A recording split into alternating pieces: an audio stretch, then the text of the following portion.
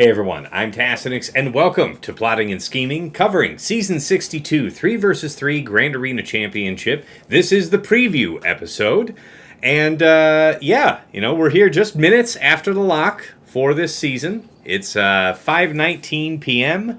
on New Year's Day. We're in the attack period for this first round, so, we all enjoyed our time off. Sorry, guys, that this was late coming out, but we're here, we're back. And I am joined by most of the regular team here. We've got Dagger, TJ, Sasha, Aisha, and Fatal will probably be, rolling in whenever. But guys, good New Year's for me. I just basically went to bed after about 12:15. I had a couple drinks, and that was about it for me. Dagger, how about you? Are we keeping this take? We're keeping this take because now folks can hear your audio, which, much as I have my doubts, it's a little less weird than me just talking to myself. For the next Tash, sometimes those aren't bugs. Sometimes they're features. See? Right. See? That's why I hesitated. At first, I was thinking about keeping it, but then I thought, honestly, that there's at least the other two of you, that folks would want to hear from. No, my New Year's was good. My partner is slightly younger than myself, so she's able to go a little bit later than me, so we were up till about 3 a.m., so I'm dragging a little bit today, a little tired, but no worse for the wear. It is deserved. It's what you get. TJ, what's good? Yeah, man, I work New Year's Eve to New Year's Day, so I was up till like 2 in the morning, not by choice, making sure stuff is working. I don't get to have fun like everybody else usually at that time for me. Which is bizarre. I don't really know a lot of people busting hump on New Year's Day. But sucks. Sasha, how about you? What's the word? Yeah, it was good. I at least stayed up to see the new year. For the longest time when my kids were young. I'm on the West Coast, so I have that advantage of the ball dropping in New York City 3 hours ahead, and with a little bit of sleight of hands, we go, "Hey kids, look, it's the new year," and then everybody's in bed by 10. But at least now my kids are older, so they're not waking me up early in the morning. My wife and I were able to stay up, had a good New Year's Eve, and at least made it to midnight. So, doing well, man. Good stuff, guys. All right, we have an agenda for this evening, and first and foremost, we're going to talk about set 19, and of course, most interestingly, for everybody having Galactic Legend Ahsoka Tano, the real decision is, what are you doing with your Fulcrum? Because out of all of the level 9s in set 19, the runaway overpowered one is the Fulcrum Kron, level 9. So is she with Ahsoka? Is she with Seer? Is she with Rey? Is she somewhere else as a plug-and play, as a complicator? So I guess, we'll talk about the Fulcrum Kron first within set 19, and then we can expand out from there. But I feel like at first here for the early part of the season, I want to have her with Rey because I want to see you try and do your EP Starkiller. All right, the Starkiller is really strong. You get to do all this extra stuff with Starkiller. It isn't bonus turns, which is better against Fulcrum, but I still wonder if it isn't just a knockout punch to any type of, I don't know, if you commit Seer Malicos Starkiller, it may still work, I don't know, but I'm willing to force that commit out of people and see what happens, at least, maybe for this first week. What do you guys think? Well, first of all, I want to push back because I don't believe that Fulcrum is far and away the best level 9. Okay. Fight. I think it is the best level 9. Okay. But I think C3PO and Piet are also very good. Very, very good. Maybe not Piet, for maybe I think if you wanted to make the argument that Piet is really, really good on offense, so you could exploit what it's doing, I could see that. But on defense, I don't know. Making him the priority target instead of Thrawn or Darth Vader is a huge deal. Mm-hmm. Sorry, say again? One other candidate I'll throw. Oh, sorry, you go ahead, Dagger. I'll follow. So I was going to say, making Piet the primary target on defense, when you're on defense, is really, really good when you also have Thrawn and Darth Vader on the team, because that means Vader gets the Merciless Massacre and Thrawn gets the Fracture. Okay. Again, I'm not saying they're on the same level as Fulcrum. I'm not arguing that. And then the C-3PO one says whenever an ally uses special ability, C-3PO gains 15% PM.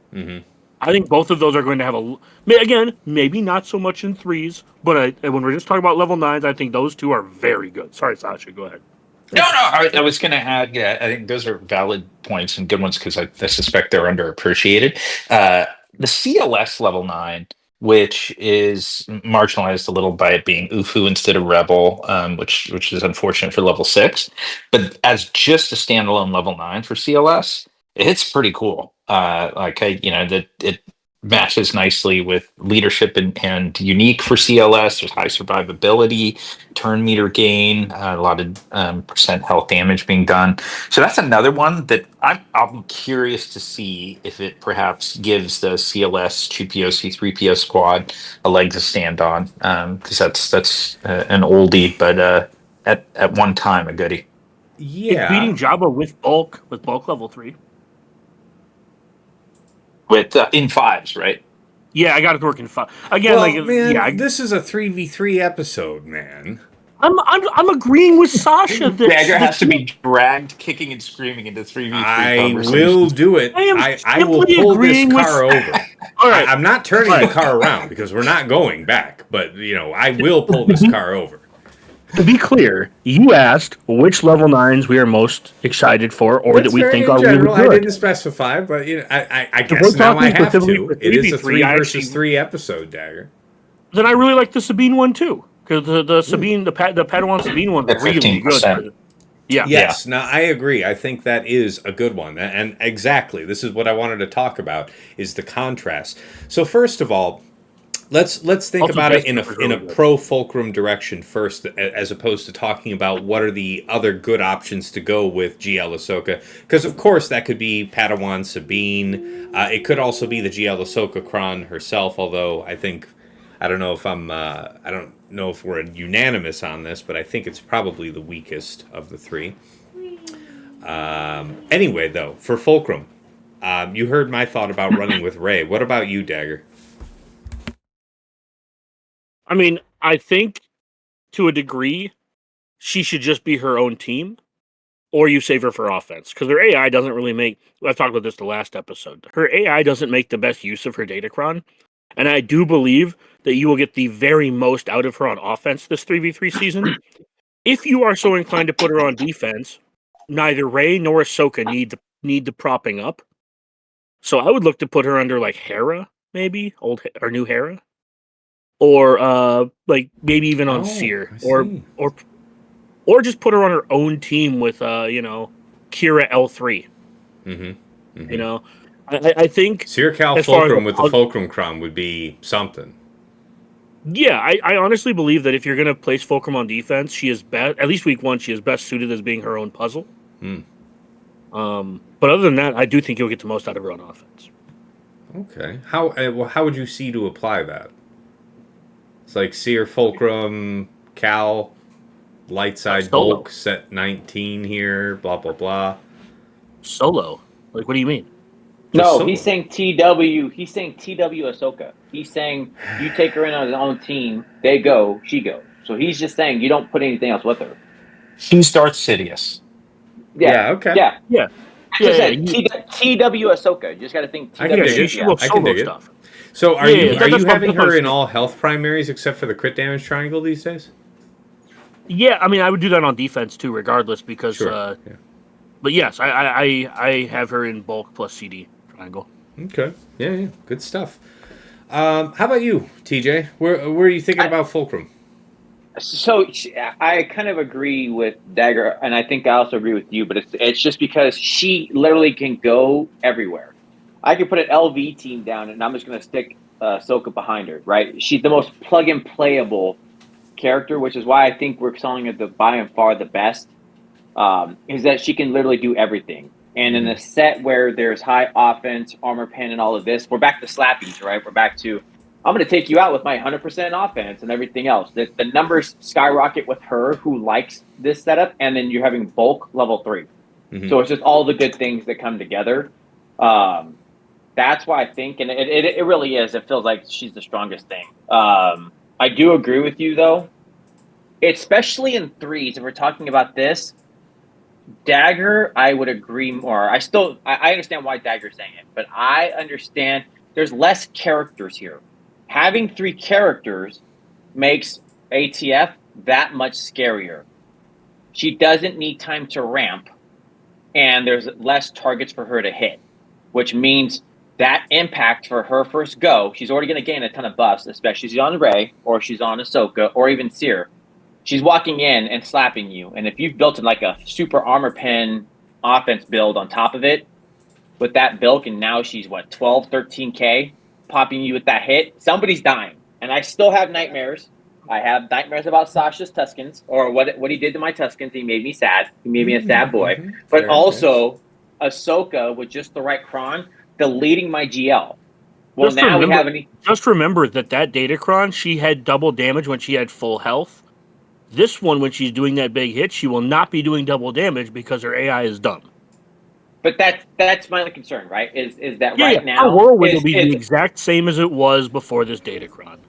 That I just expect it to be high damage. No, But that's I know. it. I know. That's my only thing. It's like the Ahsoka. I feel less characters means more room to delete people and make the people go away faster. So that's where I tend to lean towards it. But I do like Dagger's idea, and I think it would be fun to see TWATF come out and delete a team. That to me just feels like it's going to be a lot of fun. Also, Okay. to your point though, TJ, the mass assists in 5v5 are what she's very vulnerable to. Yeah. And in 3v3, those don't really exist in the same way that they do in 5v5. So that's what I think TJ's referring to when he says less characters. There's like she just has less opportunity to just get bopped out before she gets turned. And you're at 45% health and protection. That helps. But my what I'm saying less characters is, to your point, Dagger, when the AI is dumb, there's 5 characters, right? So she's bouncing around to hit different people. That's and true. each hit she does hurts. Well, now you have 3. And if you're trying to do off meta, so to your point, Tass, I'm going to take Star Killer. Well, she's not having any debuffs on her, so that 400% is gone. And she's got the added offense and everything else. She could potentially just be deleting each character each time they move. That's super scary. Okay, I can see it. All right, well, Sasha, how about you? What are you thinking with Fulcrum? So I agree she's highly versatile. I think she can be used in a ton of different ways, and it's intriguing. So I did not set this, but like I had extra Amis, and I threw Amis during the off week on Akbar and Princess Leia because I was thinking, yeah, wouldn't that be fun? I mean, she's a man. rebel. You throw it Okay. on, right? Ooh, And she, I like that. I didn't even think and about that. it's definitely a possibility. So I have not set it, but it's a possibility. One other thought, though, actually, so just I'll start a little higher level and then go into a specific team. But I agree, she's awesome. I think she can do a ton all over the place. I've liked her kit for a long time, so it's nice to see her elevated here. However, she, like to Dagger's point, she gets the 100% extra damage on the bonus turn. And she's not optimized just because of the way the AI will use it. It's extremely rare. It's not impossible, but it requires like turn meter overflow from the opposing team, from your offensive team, for her on defense to be able to use the whirlwind as her bonus turn. So it's almost certainly not going to get that extra bonus damage. At the same time, and so she doesn't hit crazy hard. She doesn't hit like at the level. Her numbers aren't at like Drogon level unless they're really elevated, right? And that actually steers me a little bit away from Rey, a little bit away from like some of the other uses, because if she is with Ahsoka Tano, GL Ahsoka Tano, there's a ton of mastery scale, right? And since everybody that's got Ahsoka's got ATF at Relic 9, there's a lot of mastery scale. And then her numbers pretty quickly go off the charts. And here's one thought about her, because I've always liked her kit for multiple reasons, but one of them are these subtle little things. Like her basic gives herself and a random ally 40% protection up for 2 turns, right? Of course, based on health. So Granted, Ezra is probably the most valuable ally that Galactic Legend Ahsoka Tano can have, but he's not the only one. And if you don't have him there, you have Ahsoka Tano and Fulcrum. You're getting the extra 100% health on, and then you get 45% in 3v3 for the 15% level 3 thick. And suddenly your ATF has just a ton of health, plus 40% of it, right? Because of the protection up. And she gets really hard to kill, and she's scaling her mastery a ton. So I again did not, like, spoiler, in round one I set her with Ahsoka Tano, and I kept Ezra there, but I was really tempted to just, hey Ezra, go do your thing with Rey, or like go do something cool under General Syndulla, because I want to see what an extra 100% health can do for ATF. And so she's Especially, just, yeah, go ahead. especially when they're likely to just lay it anyways. I do like that Totally. idea. Like especially week one when people aren't willing to like cheap out on it. Yeah. If it's going to draw Leia regardless, there's no real harm to pull Ezra and put him back on Rey. And Leia becomes, I suspect, like at least in one way, harder. If Leia does a lot of her damage through an ult, and that ult is based on a percent of Leia's health, so it's just this true damage, and it's just eating into how thick you are, and it has nothing to do with your defense. You have an Ahsoka Tano that's like twice or more, about twice as thick if you don't have Ezra there. So you're not getting the healing, you're not getting a ton of other benefits. So don't get me wrong, I think it's better with Ezra, but it can be really effective. Like there's some side benefits of him not being there. So anyway, I threw out a bunch of those possibilities, but those were my thoughts. All right. No, fair enough. All right, well, appreciate you guys indulging me on that. So, yeah, I guess other options now with Ahsoka Tano. I know we were circling back to that anyway, right? So, yeah, Padawan Sabine and the GL Ahsoka level 9. You guys had any thoughts on those as competitors to Fulcrum? I think if you're not setting, I think of the, I think, man, that's tough because I think if you're setting Ahsoka and you're not setting Ezra, I think you're setting Sabine or you're setting Fulcrum. Like the level 9? Yes. Yeah, that sounds right. Yes. I see little reason to have Ezra and Fulcrum on the same team right now. Yeah, so I really don't know what. Again, this is just week one. Do whatever you want. I don't know what week two looks like, but week one, I think that it's worth experimenting with seeing how weak of an Ahsoka team you can set, because as Sasha said, and I think a lot of people maybe didn't. I shouldn't say a lot of people. One thing that there's a light bulb moment when it's like, oh, if Ezra's not on this team, they get 100% health protection, and I was like, that's cool, but that's not. That 100% health and protection is probably enough to stonewall most off counters. I think that was the purpose. Is that, yeah, if you don't have Ezra there, you can GL it easily, but I shouldn't say easily, but you can GL it more easily. Mm-hmm. So, like, when I'm just running through this stuff in my head, I don't know if you guys do this when you're trying to build your teams and trying to figure out what you're going to do. It's, what does this team look like without this? Why is this beneficial? What does this open it up to? We don't know what not having Ezra on there in threes opens her up to. Mm-hmm. So I would be more than willing to allow my opponents to test on me, because the chances are much higher that they fail. Fair. Yeah. Good week one strategy. Mm-hmm. So I would be more inclined to put the Sabine level 9 there personally. Like, do like Sabine Huyang? Yes. See, TJ, TJ liked that idea. It's weird. Yeah, it's weird listening to the conversation. It's a good idea. It's a good one. Funny because I put it like this, and I like the Hera call out. I think that was a great. Yeah, I know Hera's cool. I know you've wanted to play with it. The Hera, I think, for a while now. Personally, for me, at least round one, because of all of the pieces, I put Huyang and ATF with the ATF Crone. Because to me, Ahsoka will solo a team, right? She's doing all the things like that. You put her and you put Ezra together, they're soloing a team. The one thing I like right now, So my Ezra is with Ray, with the Ufu setup. But because we have the difference in the play with the Krons now, it's a different ball game, in my opinion. I don't know if it's going to be so much the same thing. We'll see, right? And it could be, and I think Dagger's right as well. And this is funny because one of my first questions when I walked into the chat with Tass was, how light do you think we can make the Ahsoka team? Because it's true. We don't know what it's going to look like. So Dagger's point is 100% valid. We don't know what it's going to look like. Maybe it can be Ahsoka and just for Cup.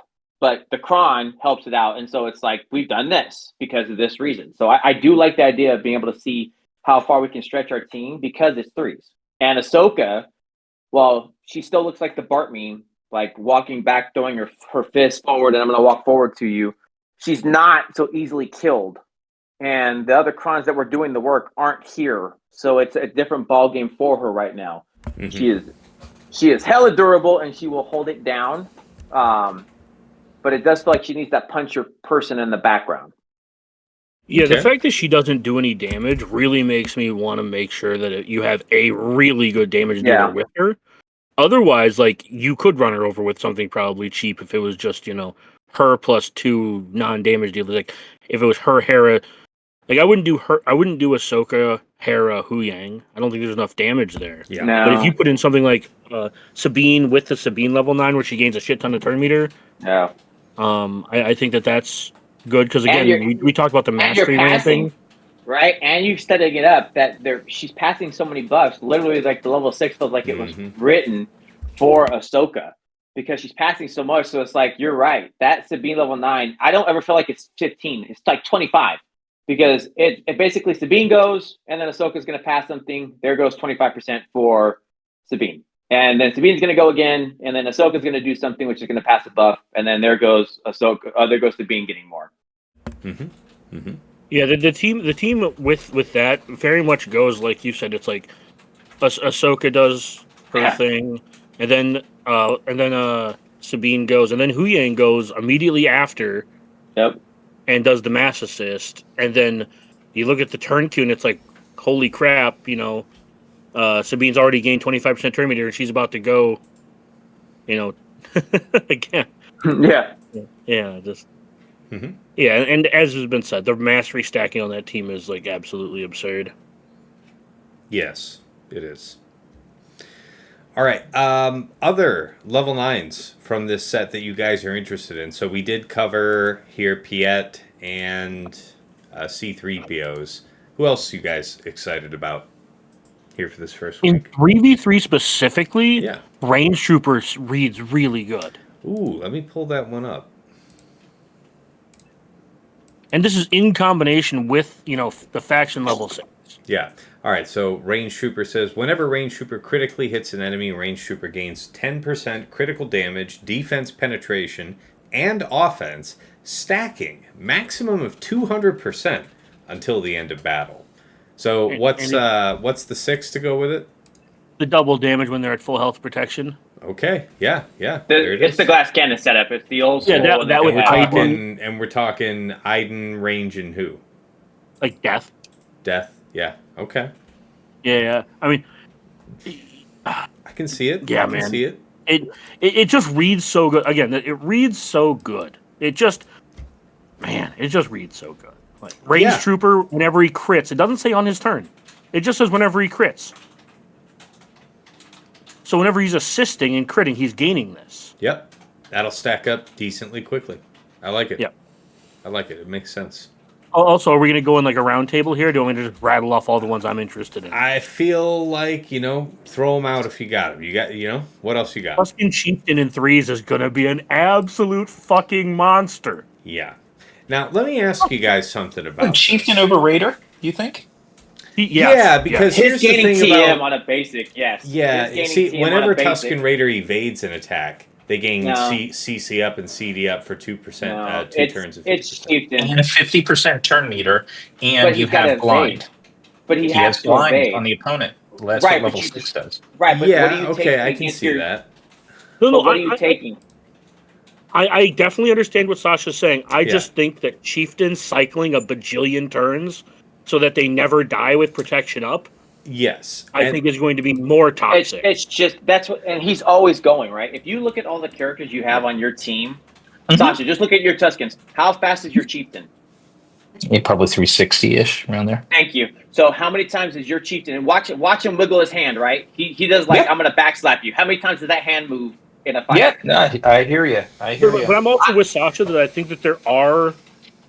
I think the Raider has some applications. I agree with him. Oh, But yeah. I think that's just very not- clever to combine with the blind, because otherwise I was going to say, like, how is that going to proc? How are you really going to get value out of that? It's not I like guess- there's And you're hitting evasion a up Tusken all Raider. over this team or something. Yeah, I mean, look, both have like serious viability. The reality is, like, what percent of the time are you hitting Raider? Like almost all the time. Yes. Like anytime you really don't have like direct focus or something on another tune, and 50% Raider does a lot of damage and is calling assists. Yeah, So absolutely. yeah, they're both awesome. They're both. I think Tuskens are going to be a pain in the ass. They always will be. I love my Tuscan and Right? threes. Can nobody change my mind? They are forever when it comes to threes. They are the team of threes. They are always a factor. The only thing is, I wish, they brought back Afras. I would love to see my old school Tuscan Raider. You don't kill them, or Tuscan Warrior hits you and they die. Everybody comes back. It was just like that's the Afra staple. It was so fun, man. Tuscans were so cool when it's like, oh shit, I did. I would also just like to highlight something, because I think I think this is an interesting thing to discuss just in general regarding datacrons. So when I look at datacrons, especially when I'm doing a cursory look, when I look at the level 9s and stuff, I'm like, how do I make this team survive against things or frustrate things that have the ability to beat it? And one thing I just popped into my head now, and maybe I should start doing this a little more, is Sasha looked at these datacrons and came to a different conclusion, not because we disagree, but because his thought process was more like, how do I make this team like a unique puzzle, for lack of a better way to phrase it. And I think that might be a better way to look at some of these, because the more I'm looking at this Tusken Raider thing, I think it might have more legs than Tusken Chieftain, but the way I look at datacrons makes it so I sometimes miss stuff like that. And I think that's worth highlighting, because I think I think that I just think that everyone can learn something from their in Magic the Gathering we call it card evaluation skills. When a new card is released, it's like, how good is it? And there's a ton of value in the difference of perspective. The other thing that strikes me with that Tusken Chieftain one that you guys have called out, that that just happened to not be the Tusken one that I rolled out of the gate. So I me too. Same, Sasha. That's what happened. So I turned it into a positive. So it's funny that you said that. Exactly. And my recollection is on the dark side. I'm looking at it now. Is there a scaling offense? Yeah. Okay. I'm looking at the level 3. If you have this is what I was going to ask you guys. Exactly. I happen to love the level 3. It's the 5th one down. Yeah, the stacking. Yeah. So this was going to be. You took it right out of my mouth. This with this, whichever way you're going, level 9. I was thinking that, especially if you're going to have the turn meter from Chieftain, though, I think that the 25% turn meter is the lowest value for this team, because very little about this team depends on going first. Yeah. So yeah, it would basically be a choice between whenever Darkside allies use a basic ability, they gain CC up, CD up, and offense up for 2 turns, or this last one, which I agree, I think is the best, and that's the one I have on my Chieftain Cron. Whenever Darkside allies start their turn with at least 2 buffs that can be dispelled, they gain 5% offense stacking until the end of the encounter. That's guaranteed on this team. That's guaranteed money. Also, just a quick aside, if you don't have the Omicron on your Tusken Raider, you should apply it. If you have any interest in 3 vs 3 at all, and you want a team that is perennially good on 3 vs 3, I mean, I had to be it was something I had to really convince myself on to spend, and it was my very first 3 versus 3 Omicron. Absolutely no regrets. Has paid dividends since the day I placed that. I have dragged Tasniks kicking and screaming into placing 3s and 5s exclusive Omicrons. Exclusive Omicrons are tough to swallow, but I will say, in 3 versus 3, you have a larger footprint to cover, and having one team already solved every time you play 3 versus 3 is nice. Like, you will always use that team. It may not always be on defense, but you will always use that team.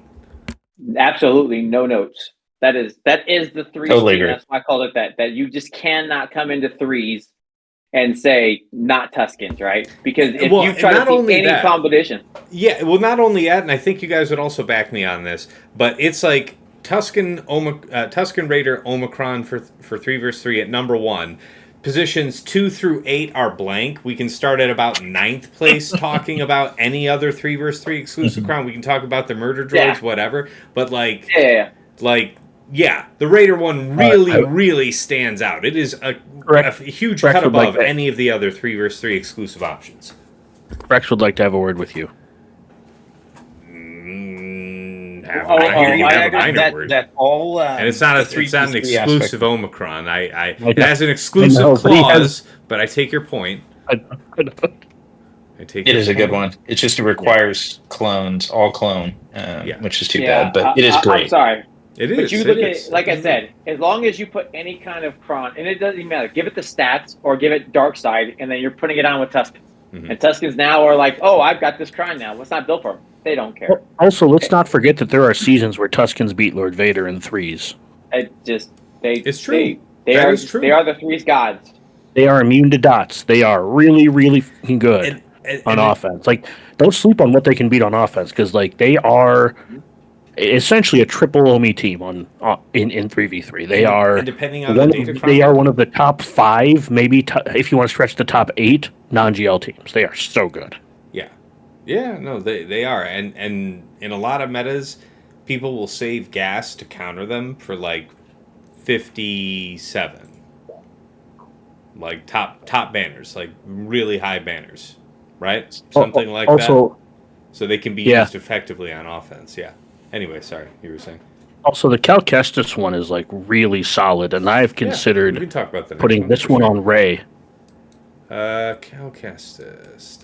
The Datacron, that's a solid one. Cal Kestis has plus 5% max health and max protection per relic amplifier level, and damage they receive is decreased by 15%. So what excites you about this one there? He's already to kill. you have to kill Cal before you can kill anybody else, basically, and this just makes him a lot harder to kill. This is one of the ones where giving them the damage reduction to a character who really enjoys not being dead even more. And then you put the CA level 6 on this team. Good luck killing anything. The minute Dagger says it's yes. The minute you say Cal, because he's such a utility heavy, if he's on the team, it ramps your team up to a new level, right? You face the Seer team, and then it has Cal. That's a new Cal team. That's a new team. When it has Ray is on there with that, that's a new team, because Cal is he loves just sitting there, and he doesn't do anything, but man, he makes your life miserable. And then honorable mention, because I know this isn't really quick, and then we can talk about whatever we want, but this will wrap up what I wanted to say about this. Quick shout out to Snowtrooper. You're not going to be useful in 3s, but boy howdy, are you just going to take every single turn possible in 5s. Fair. I mean, we can give him a brief mention. Snowtrooper. He goes with Magma Trooper. Both of them are that's what I was going to say. Cool abilities to me, make you go, Yeah. I don't know how we were talking about Magma. Well, I know we were going to get to him, because I wonder how. I mean, I really see him I only as tried having to highlight more a few application in 5s, but I'm curious to hear what you guys have on that. But anyway, here's their Snowtrooper. Yeah, whenever Snowtrooper critically hits an enemy, Snowtrooper gains DI for 1 turn, which can't be copied, 25% turn meter, and blinds that enemy for 1 turn, which can't be evaded or resisted. If the enemy was target locked, Snowtrooper also gains protection up, 100%, stacking, retribution, and speed up for 2 turns. Yeah, I mean, that's... If he crits 4 times, ridiculous. Yeah. If he crits 4 times on his AoE, which he has 140% crit chance or something stupid like that, he's just taking every turn. And everybody's blind. All of the enemies. Yeah, like this is just old. This is just like the funny like my snowtrooper's going to AOE until everybody dies. It may take 35 years, but he's going to AOE until everybody Yeah. Very dies. fair. All right, and here's I was Magma just- Trooper. Whenever Magma... This Oh, is the one sorry, that you were looks going to say fun. something, TJ? Sorry. It's just the one that was. I'm just glad we're calling it out because it looks like a lot of fun, and I don't know. I think a lot of us, or majority of us, at the tip of the spear, like TW and stuff like that. I had my magma built up for other things we were doing because he had a lot of uses where he goes. Right, you got to play with tweak the mods because he's an older kit, but he still has a lot of utility. And what do we use him for? Dagrano was there too. We've used him to kill Lord Vader. We've used him to he's killed a whole bunch of stuff. I remember especially when using him for niche stuff in 5s, not 3s. So that's why I'm curious. What piques your interest? Both of these are majority 5v5 use cases, but I wanted to bring them up because we probably won't talk about them much in the next in between video. I think there's some use for them. And the one thing I want to talk about that I like they did here is bringing back big factions. So I know it doesn't always feel like it, but giving the turn meter back to the troopers and then giving them superpower damage on if you have full health and protection, right? That's the game we want to play anyway. I want to see what Iden can do with like magma on the turn, and he gets to start. And now let's inflict some fear and let's stop the. Oh, what do you think you're gonna do? Oh, you're doing nothing because I get to go first, right? It's getting to play with the fight again, and then also it's got again the good stats that are built into it. Where I don't know if we can remember or not, Iden can actually slap when given the opportunity. So it's like I want to see it, and I know we're giving honorable mention to the 9s, but I want to give honorable mentions to the 6s.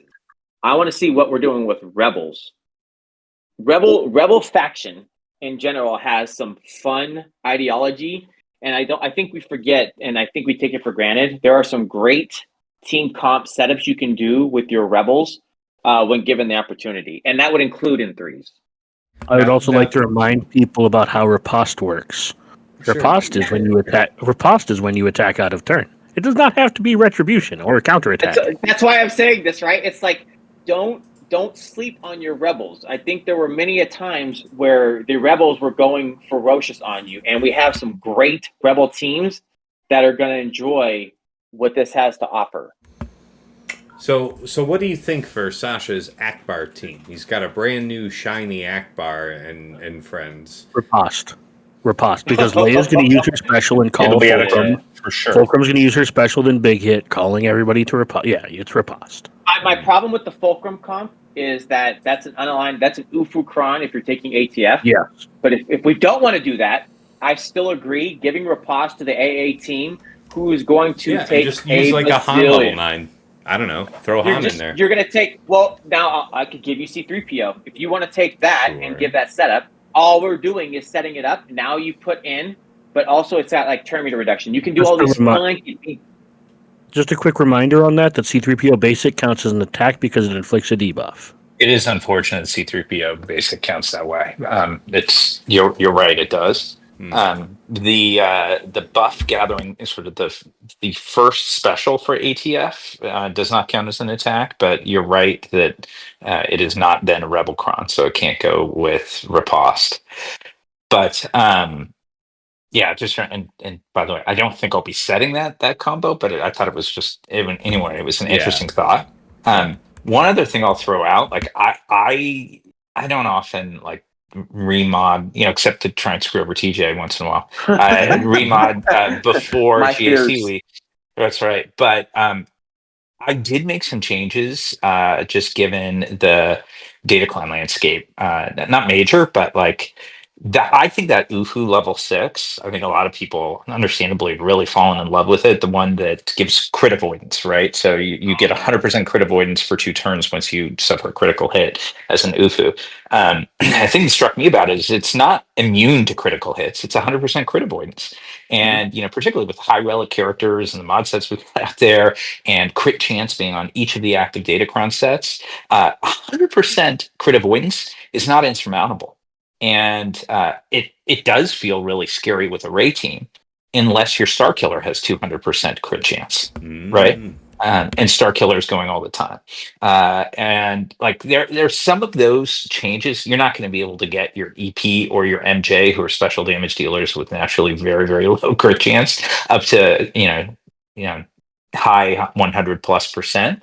But Star Killer is a possibility, so it doesn't have to be fully off the menu. Um, but it requires some rejiggering of mods and probably some particular roles on Star Killer DCs. Let's also not forget that one of the reasons why that level 6 is so good is the slept on last 4 words or 5 words of that level 6. It also gives 100% crit chance, which Sure. Ben does not really have. Yeah, Ben doesn't mind getting that in the lease. Yeah, And, and let's that's the other part is that Ben just slaps the ever loving fuck out of you. now I'm gonna tie that in to the fact that you can make a 20,000 special damage Ben right now, or Totally. 25, and then give him resistance pen. So I only want to call out, and I've seen some scary things. I think it was either a Sasha's. I know it was an Aesop's, where I've seen the numbers on previous crons where I was looking at like a 26 or 27,000 damage special offense Ben. And I mind you what he does with that first hit, and that he will make people's lives sad, and that amount of damage, and those tie-in pieces are going to be absurd. Yeah, I recall mentioning to you guys somebody said a Balin Cron with 234% offense on me with their Ray squad, and Yeah. that Ben going into it before like Was any it ranking or Rockstar? anything. I think it was Rockstar. Yeah, it's like, and It he was. said that, but it was like, and now you have that on your cron basically, where it's like, oh no, you actually got to go look at the offensive Ben. It's The your first point. time- TJ was over 30K in special damage before he went in first Ben. Just like you just The first time they unveiled this level 6 yeah. is when I R9'd my Ben Solo. Yeah. And the first time they brought this around is the moment I R8'd my Mara Jade and my Palpatine, so they would not get one shot by the opposing Ben. Because I had that happen a couple of times the first time this cron came out, and I vowed after that week, because two out of the 3 rounds I had like Ben one shot both my MJ and my EP in the same AoE, and I'm like, yeah, we are not having that shit happen again. Not gonna happen to me.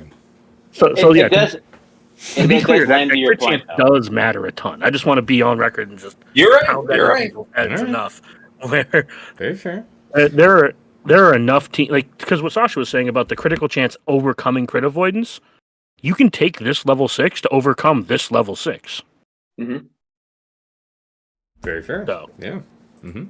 I don't mean to trample on what you guys are saying. No. I'm I just just want to bring us back around to any other level 9s we wanted to highlight here from the new set 19. not for 3v3. Yeah. No, I think Han is fun, but none of the Stormtrooper other Han ones is interesting do. for 5s, but less so for 3s.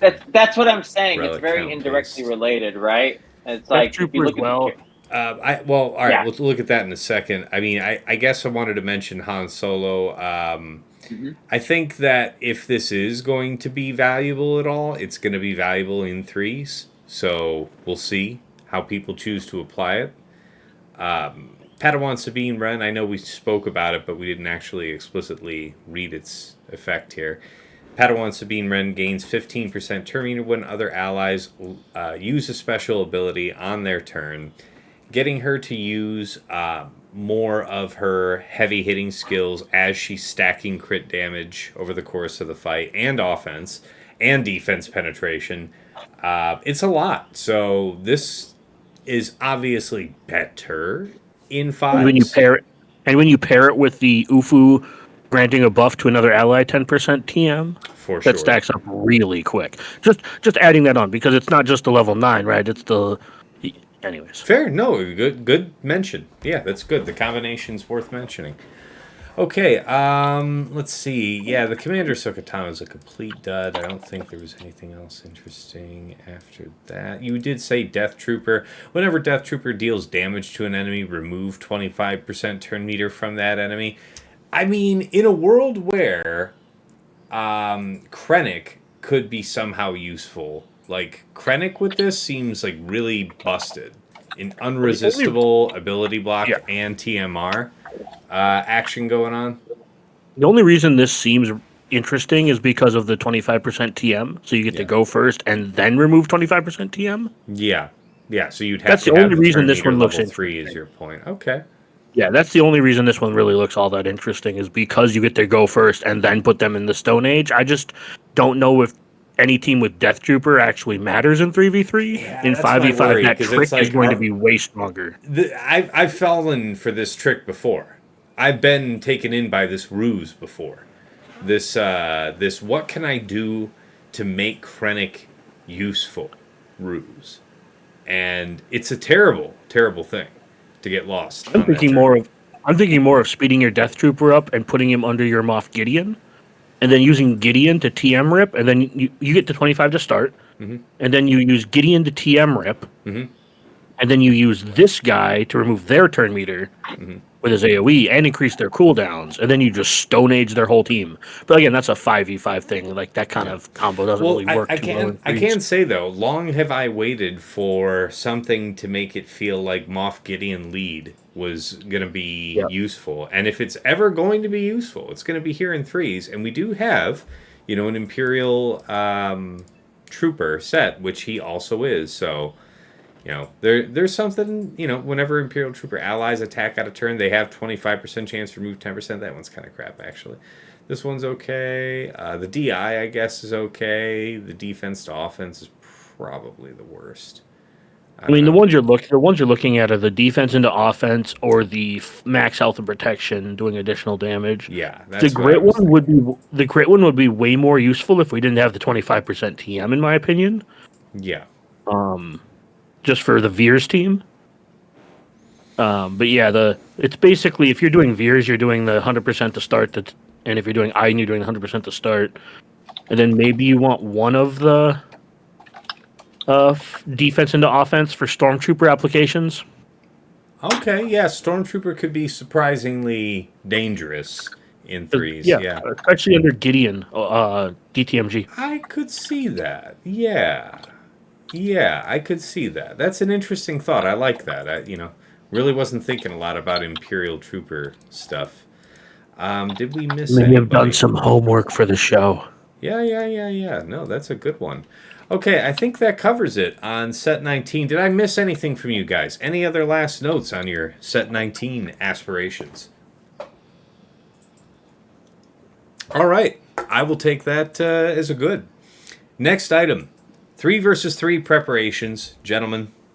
New relics that you've applied, Datacron rerolls, remods of note. I am very happy to go first here. I took a look at what some of the other top players have done with Morgan Elsbeth now that the Great Mother's set 17 Datacron has expired. And this is an adaptation mostly from Aesop. It was a speed and tenacity set. He went with a crit avoidance arrow. And then as far as bulk primaries, he preferred protection where he could, but he was wanting that speed and tenacity as the first priority. So he did have the odd health primary in there. And as I looked at my own situation, I found that I was going to have to kind of do the same. So this is where I landed here for week 1. 97,786 health, 154,641 prot, 356 speed, 127% tenacity. So then with the 60% handed out from Great Mother's unique and Morgan's own unique, we're pretty good. Looking pretty good. About your stream is paused for us. Oh, there we go. Okay, yeah, sorry. All right, well, you should be able to see it now. All right, and then survivability, just a smidge under 70%, 69.7. So she's fast. She's got a CA arrow. She's got a respectable amount of tenacity, and I want to see what people are going to do about it. But looking at several of the top players, I decided that I was personally inclined towards going back towards speed. So this seemed like a decent middle of the road between where I was and where I wanted to be. How about you guys? Well, I guess before I pass the mic, I should mention anything else I did, like Datacron wise. I re-rolled a little bit on, which one is it? This one. This this Old Republic Cron from set 18 to make sure that I had. This is about 60% protection. And this is about as good as I've ever done trying to stack a protection cron for use with JML. But that was something I wanted to have squared away. And then, relic-wise, just made sure that everybody on my Spectre team has the love.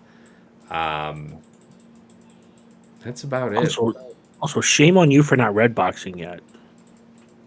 Oh, yeah. Red boxes. Because your Ray is at 128, not 130. Yeah, I haven't red boxed. I'm not red boxed either, but I've been heavy in investing in crons to try to go as wide as I can. We do on what this we set. must. Yeah. I mean, you could also be red boxed and already have 20 crons at like 12 of them level 9 in time for 3v3. All right, smartass. You got all this to say? How about you? What about your preparations? What have you been doing? It's hard to relic anything when your whole roster's R9. Okay, I understand. All right, fair. I deserve that. I asked for that, and I deserve that. All right, what else? No, I've been mostly just farming mods because I have a severe lack of depth at triangle and cross in multiple different... The old school problem. That is the old adage for all of us who've been here for a long time. So what I did is I went through and I audited a bunch of my mods, and I got rid of a bunch of bad ones. And I got rid of a bunch of mods that I just had no plans on using in the future, which included a ton of defense primaries that were just 16 to 18 speed with flat stats, right? Just got rid of a bunch of just doo-doo mods, and it left me very short on crosses and triangles. So I am back to the grind. Okay. So that was my week. TJ, how about you? Honestly, I was just going wide on the crons. I didn't really play with the game. I think that's my thing. I'm up to the full 30, so I've got all of them, I'm building up. I'm only a few short myself, but I've also dusted a handful that were crap along the way. That's kind of what I started doing. I think I did about 6 of them, but I'm something like that. What is it? And then I've got about 10 of the level 9s, but it's the set is just, it's back to some power.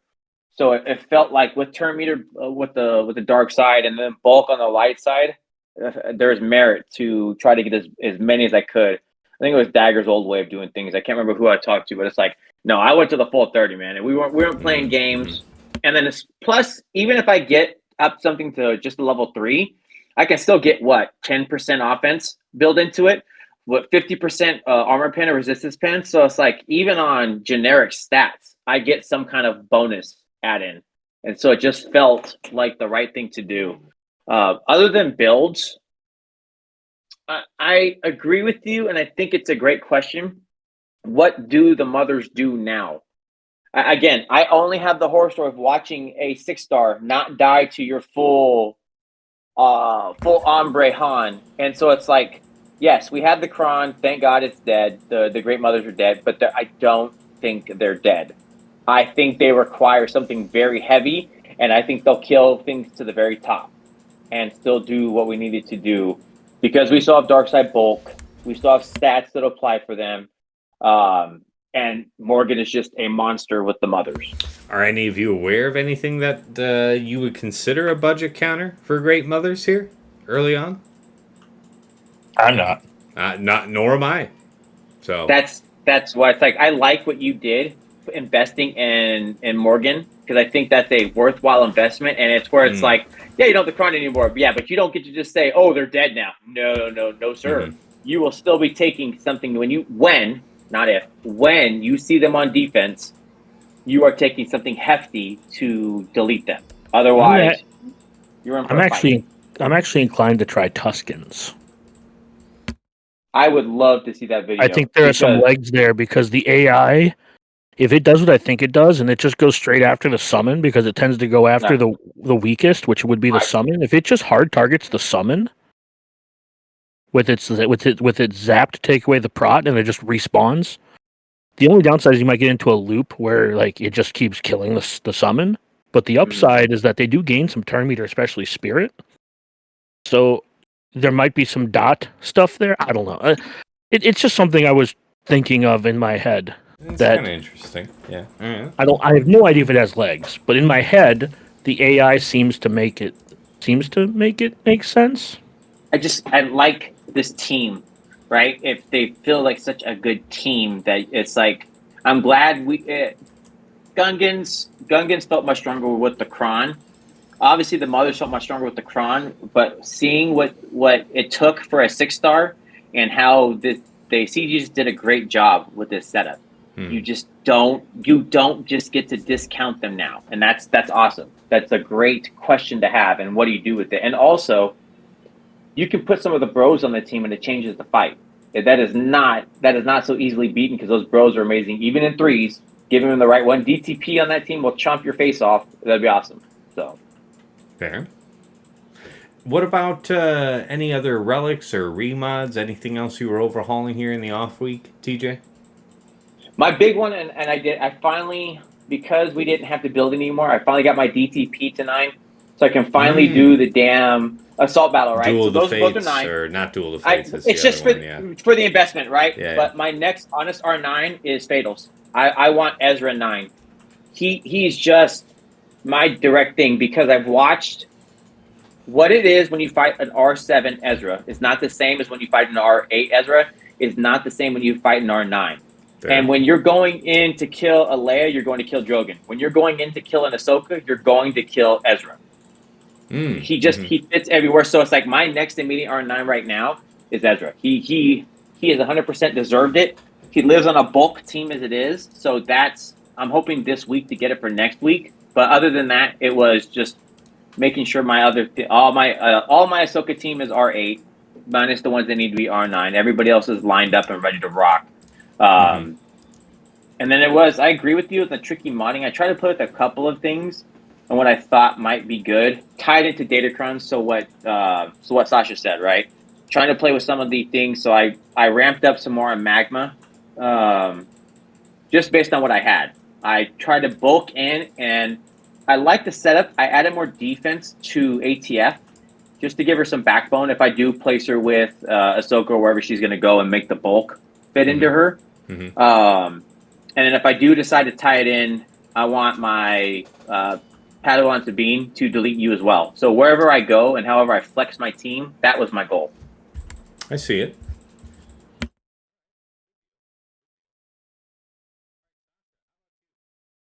All right, sorry.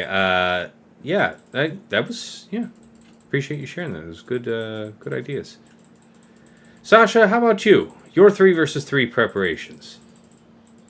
I was finishing up just some like long-term relic stuff, like just generally on the Spectre team, bringing them up to snuff, and then for 3v3, I mentioned adding some crit chance on Star Killer. I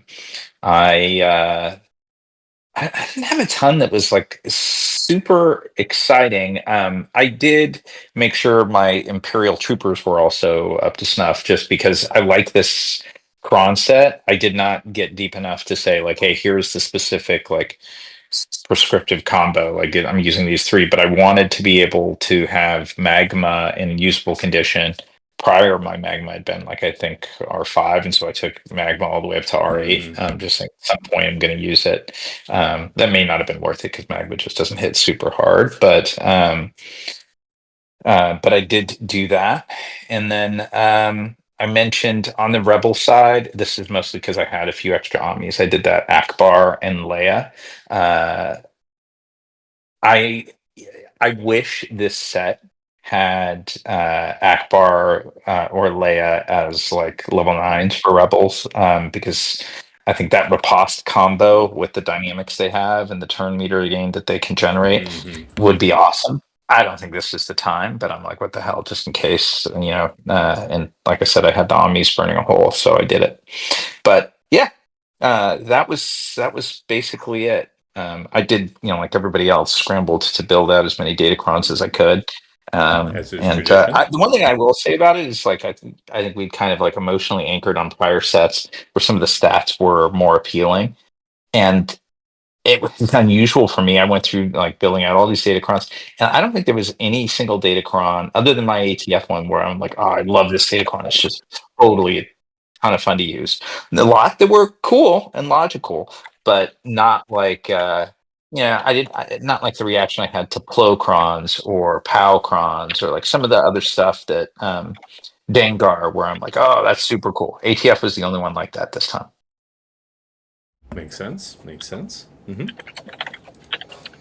Anything else with cool relic applications? Anything you were really psyched about prepping for this week?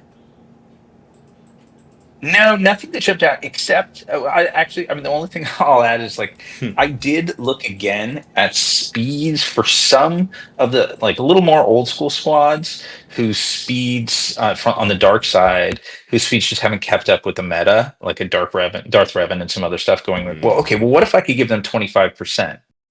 Right, TM, and just thinking Okay. about what are the applications for some of those like first move advantage stuff, and that led me to make a few things a little faster, but like not major changes, just more starting to think along those lines. Okay, I like that. All right, guys.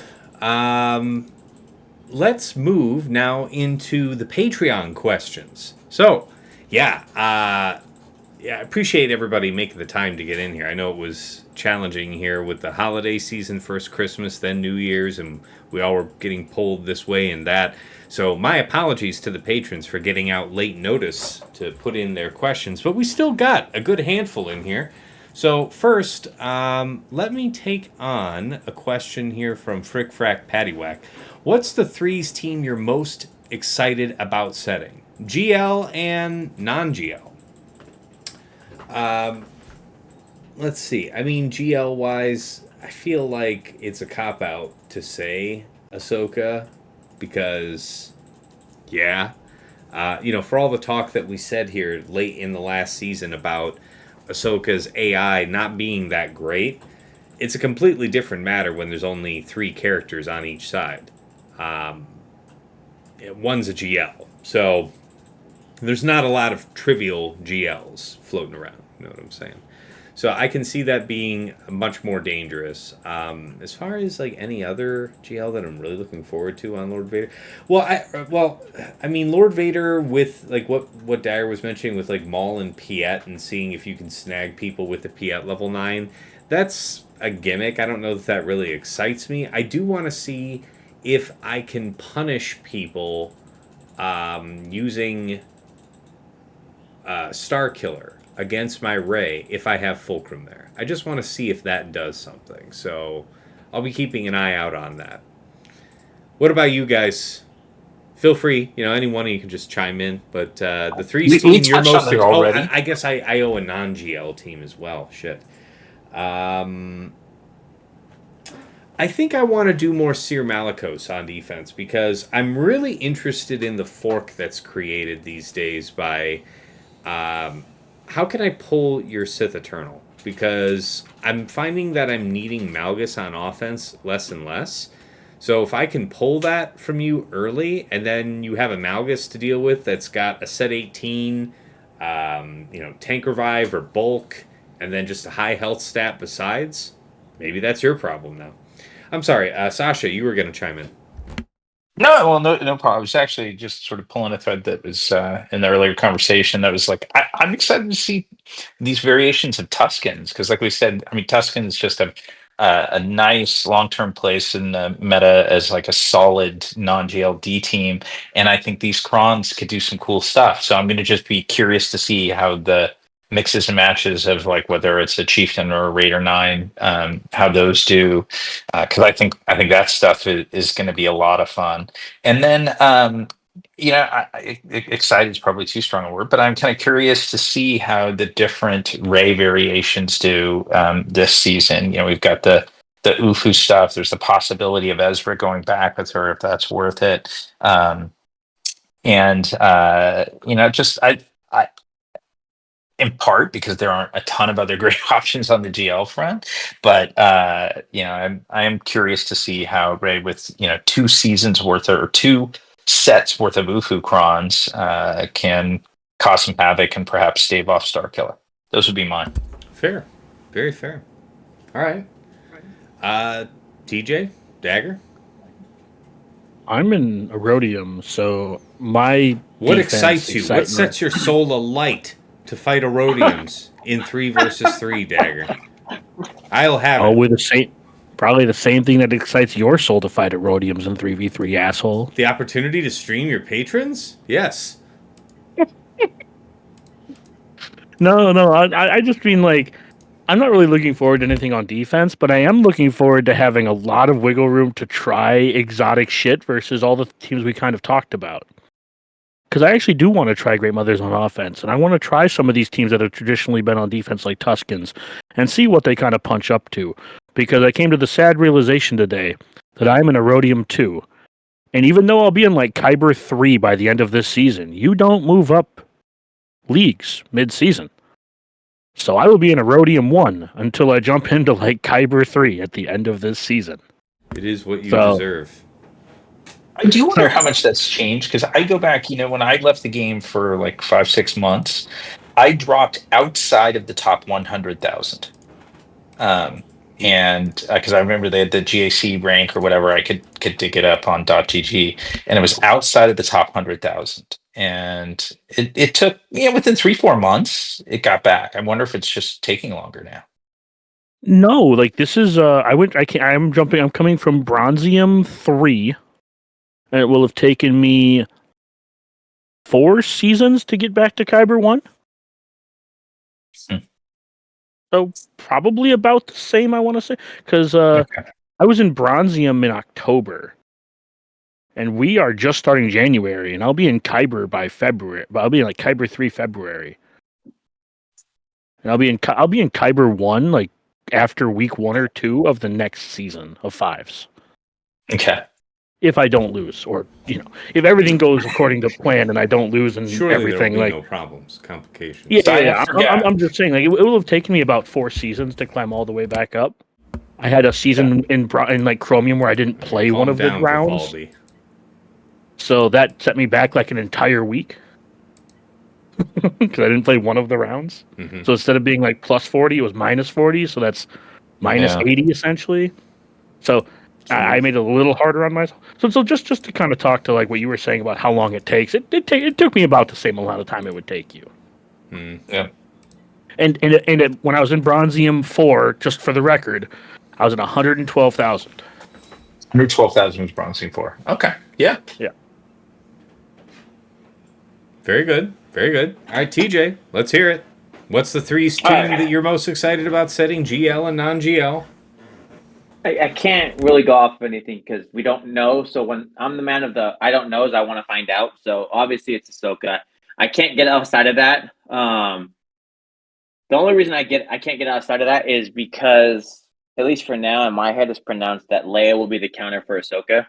But I said it before, and I'll say it again, that I really like this Datacron set, Rebels. So if I'm going to go Rebels, I'm going to go the one who's always had a consistent cron, basically, in Saw. You have offense build-ins to some truly big damage numbers. I saw what Fatal could do when he put just a little bit of things into it and what Ewan could do. Now we're going to give them riposte. So we're going to give your Saw team, who loves this and takes a million terms, riposte. And it won't be the Krexes or the Drogans or whatever. It's going to be that extra who's going to pop you because it's some special, and then all of a sudden your team's going to fade away. So I'm interested to see what it gets to do, and also if we get to Leia on defense with riposte and putting that is terrifying on a high offense resistance pen, and a Drogan who is a ticking time bomb for one hitting, deleting pre this cron. Fair. All right. All right, let me move to the next question here. Let's see. All right. This one's from Stryker here. We got a few from Stryker, so we'll hit these up. But any quirky ways to use the new crons in 3 versus 3? Yeah, I mean, so we've talked about what seemed like the best uses, probably the most straightforward uses. Does anything strike any of you as, this seems like an outside chance, but ooh, would it be interesting if it were true? Anything like that jump out at you here? Because I'm not. I mean, admittedly, I wasn't thinking. To your point earlier, Dagger, I wasn't really thinking about the blind going with the Tusken Raider for Sasha's setup, just like you weren't. So I'm open to being impressed. What do you guys got? Well, just a reminder that the plus 25% TM to dark side units doesn't actually care that the whole team is dark side. So if you were so inclined, like, there are some mixed teams like Seer, stuff like that. If you were so inclined to have a dark side character go first, you can absolutely make that a thing. Now, I don't know how popular that'll be in 3v3, but there are some characters that I think are absolutely worth maybe trying to jam on a team to make them go first. Again, I mentioned Moff Gideon before with the 25% TM. Can you imagine that with, like, Gidme? You'll go in front of everything. Okay, yeah. Right, like I'm just like I'm just kind of spitballing here, right? It's like there's a Thrawn with 25% TM. Who the fuck on the light side's outrunning that? That's smart. That's smart. Weren't we doing it the last time this came out? We had this cron setup with that, and weren't we doing that with like wonky teams where it's like, let's put all this light side together. Oops, here's our one dark side, and now because of the setup, they get to go first, and that changes the fight. So the 30, that's a perfect call. Yep. But we were doing a whole bunch of that. Well, we had what you're referring to is the turn meter for the weakest. Yeah. Right, where you want somebody to be the weakest and they gain the turn meter. The last time we saw plus 25% TM was season 2. Man. It's been a while. Oh, that's right. That was. You're right. Oh, yeah. At least to my recollection, that's the last time we had like actual just straight up turn meter on level 3s. But yeah, just a reminder that those key, air quotes, key characters that are dark side absolutely don't mind having a bunch of TM. Now, I don't know how much you're going to get use out of those in 3s or whatever, but yeah, I do like Gideon and Thrawn specifically. Okay, yeah. There are probably some others I'm blanking on off the top of my head, but those are the two that come to mind. One other I'll throw out. I don't know that it's major impact, but we touched upon it earlier, but in 3v3 battles, each character ends up taking generally many more turns than they would in a 5v5. In some of these, particularly if they're like sustained battles, they can last for a while. And those ramping, like level 3s or level 6s, they're rarely out there. But if they ramp through the end of battle, like I look at troopers potentially with like the level 3 that was mentioned. We talked about it with Tuskens as well. Yeah. But Iden on offense, because Iden is.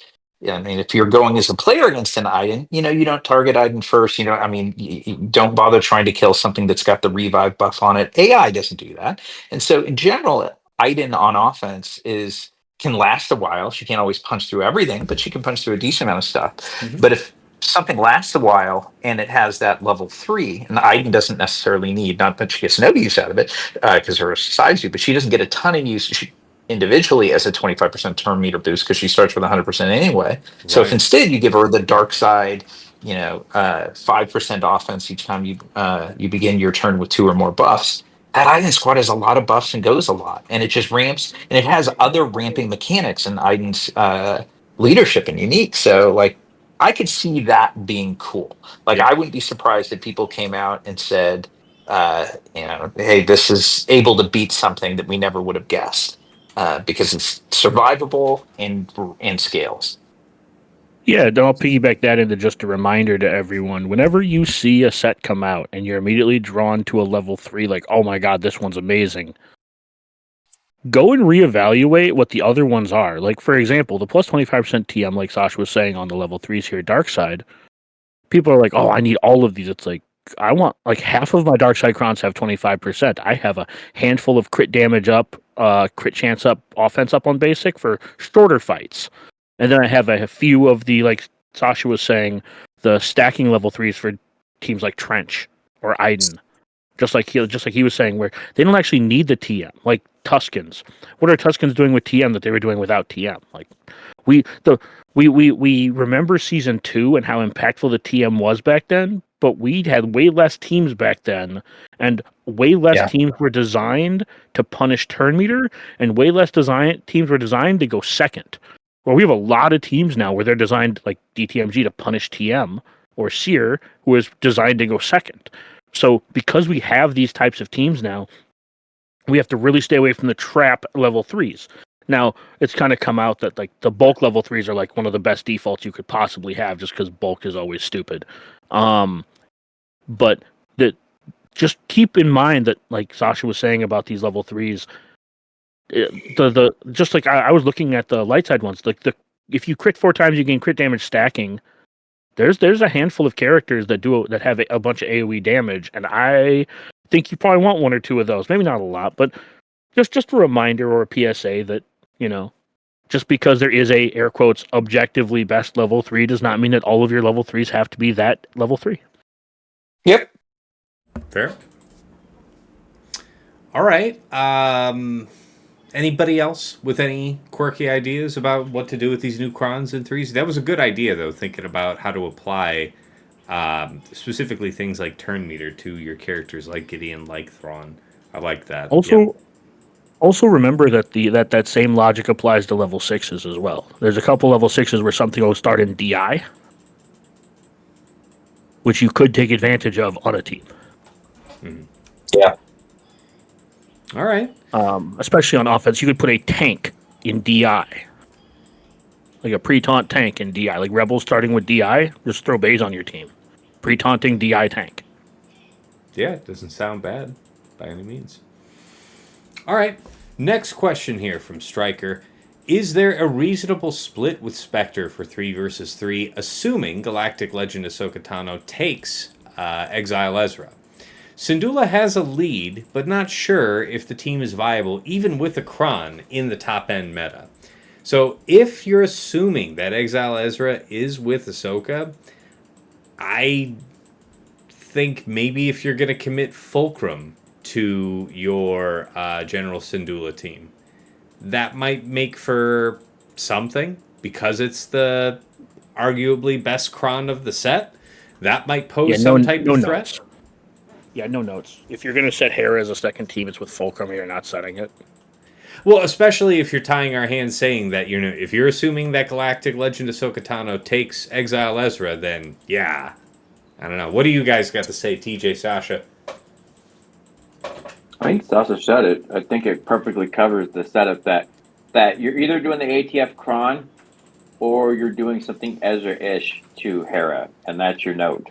That fracture seems amazing, but limiting the character space of what you're going to do with it. Now, you could do a funky, super speeded chopper thing if you want to play with it, but again, that's tied behind either Ezra playing with the fight or you're doing ATF things. There's just no way to not do this. Okay. Yeah, I feel pretty similar. Like that squad has a hard time getting out from behind a taunting tank. I mean, they can target anybody that's fractured, but the only thing I would say that would make me a little hesitant, because we don't have a ton of data on it, and she does have an R9, is that let's say Ezra is with Ahsoka and maybe ATF is there as well, then you have Padawan Sabine. I'm not saying it's super scary, but Padawan Sabine can hit really hard, and I could see possibly surprising under a General Syndulla, but it's a B team at best, like not intimidating in my view. Also, shame on you, Stryker, for using that shorthand for Ahsoka. Thrawn's not in the game yet. All right, next question. Stryker just lined him up here today. More of a speculation question, given that it's the start of a new year. Happy New Year to all of you, by the way. But if you could be given one character this year, new or rework, what would it be, and why? I'll go last, because I'm kind of just taken aback by the question. I don't usually think too far ahead of my nose. But Dagger, what do you got? Well, my immediate knee-jerk reaction is neutral Revan, but that's not really like a real answer. Yeah. My real answer would be Kreia, the Jedi Master version of Kreia. I like that. That's a good one. Oh, that's cool. That would be my I think that kit would have so much potential and be so interesting. And I've gone on record saying we don't need more Jedi in the game, but I would love to see her be a version of Jedi like Ezra, Hear where me she out, can work with though. non-Jedi Old Republic characters. Jedi isn't that robust of a faction, yeah? Yeah, So yeah. I can see that. Love I can it. see that. Love it. I think that'd be cool. Okay, how about you, Sasha? Yeah, so this was a fun question, and I'll say so. In terms of what like to personal interest, I love Andor. I thought season one was my favorite Star Wars content. I'm very excited for season two, and here was my thought, and I actually it's more around sort of the potential ability that I would look for this character to have, but and I thought about a number of the characters there, but I'll go with Deidre Miro of the ISB. But here's the ability I would want her to have because I think it would be super cool. Is if she has a captive ability, kind of like Hondo, but her captive ability, if somebody is not released from captive, perhaps by damaging Deidre or something like that, that by the second time it comes around, that Miro calls in Dr. Gorst, who I don't know if you guys have seen Oh, it. The yeah. Gorst is the sociopathic doctor who subjects the captive to listening to the emotive sounds of this unique empathic species.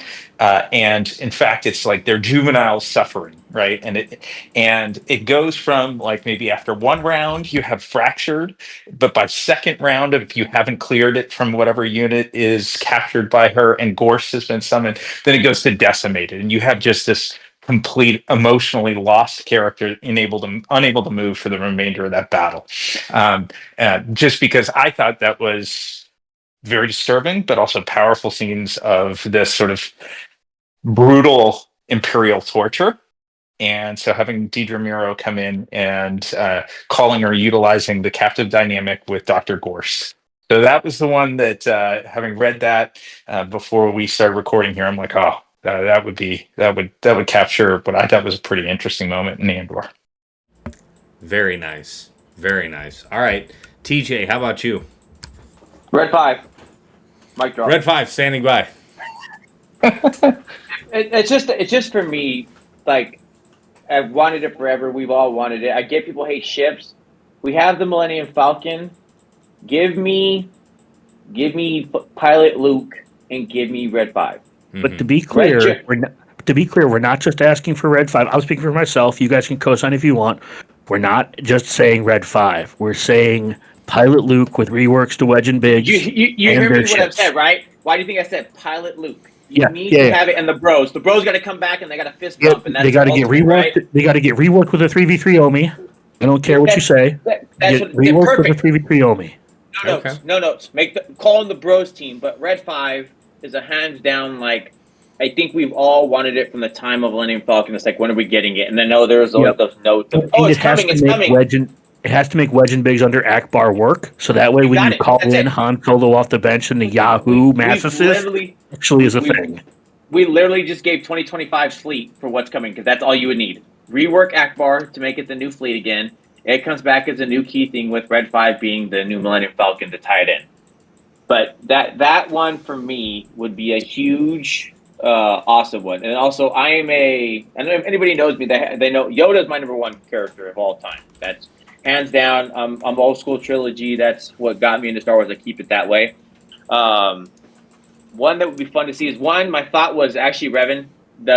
I don't do the other stuff outside of the old school trilogy. So old school Revan made sense to me. That's a cool idea that they really need to focus on a neutral Revan. And I don't do any of the other stuff, but that would be phenomenal.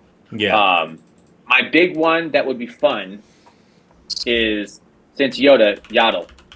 I would love to see, with the Kreia tie-in. I feel it. I would love to see her, because, like, understanding, and I got to read more on it, what she did. She beat up people. She was one of the people on the council. She did all. It's like there's so many things that she was, where it's like, yes, Yoda was a badass, but you're sleeping on the mistress. She made shit happen, guys. So that would be my fun one. That would be cool. Also, while we're ripping open those veins because it's a new year, I grew up in a house that was pretty strict. So when I started playing games, first of all, I'm 36, so like I grew up with the prequels. So like I grew up as a kid with the reworked original trilogy or the redone, and then the prequel. So I grew up in a house where my older brothers were Star Wars fans, blah blah blah. So when the games came out for KOTOR, one of the characters that really resonated with me and actually did a great job of teaching me things as as an actual person was Kreia from KOTOR 2. And and this sounds super cheesy, but she unironically taught me that the black and white world that my parents taught me existed was not so black and white. And for that reason, Kreia/Treya will always be my favorite character in Star Wars, because a character in Star Wars, literally and unironically, had an impact on my life as a teenager. So it's funny that you mention it. So that character and that voice actress that went with that character, phenomenal performance. She recently passed, by the way. But the character was very well written, because even once you understood that she had betrayed you and that she was in fact on the dark side, your perception of her changed, but she didn't start acting like different. It's not like, okay, now that it's all done, mask off, haha. She was like, yeah, I mean, if you were willing to pay attention, all of the signs were always there, and I wasn't hiding them, kind of a thing. Can I throw one more, since we're doing this, that Go is for actually it. achievable? It will be fun, since we're doing Dark Side Ray, and I'm going to go into this faction for a reason. Okay. One of the shining lights of Episode 8, which was forever remains the nightmare of Star Wars, the Praetorian Guard. Give me Snoke and the Praetorian Guard. That guard was so cool, and it's such a miss that we don't have. That's a faction, right? That's a free faction. We're doing the troopers. The guard. Honestly, to go off of what Sasha said for the creativity, I think what would be really cool is if they did Snoke was to give him 3 different Praetorian Guards for the 3 different Praetorian Guards, and then he summons one of them at random at the beginning of each match. But it's not actually random, because it would be based off of the missing role. So if you didn't bring a tank, you'd summon a tank. If you brought a tank, you would summon like an attacker. This is what I'm saying. I'm just trying to piggyback off the creativity that Sasha had earlier. I would like to see Snoke. I don't want Snoke and his 4 Praetorian Guards to be a team. I think that's boring. I think it'd be way more interesting to just make him have a summon that interacted with the team you decided to bring.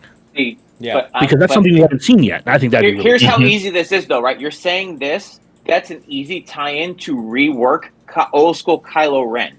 That when Snoke is here, he now becomes this super soldier. You could turn it however you want, but it was just like looking at the team. It's like Snoke is like you're doing a Force Ray, right? A vision of Ray. It's like tie that in and do a First Order. We're doing clone the guard again. We're doing the team again. So why not do Snoke, do the guard, and then now we can give Kylo Ren, who sat there, has an Omi or whatever else, something to do that when Snoke is available, boom.